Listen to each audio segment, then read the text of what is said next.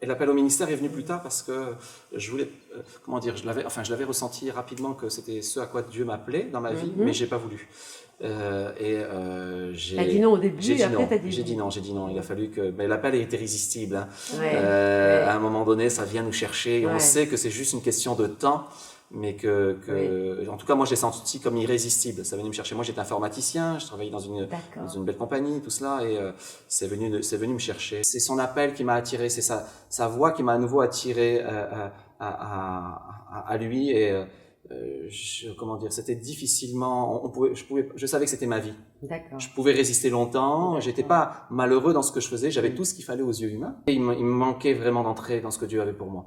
Et en fait, Dieu connaît parfaitement notre identité, hein. Il sait ce dont quoi nous sommes faits. J'ai résisté, mais j'ai capitulé devant son amour et surtout sa grâce.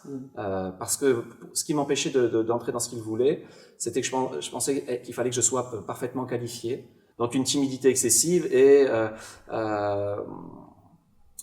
la peur, la crainte, le jugement, tout ce genre de choses. En fait, une dimension d'orgueil certainement, de ne pas vouloir être jugé et tout cela.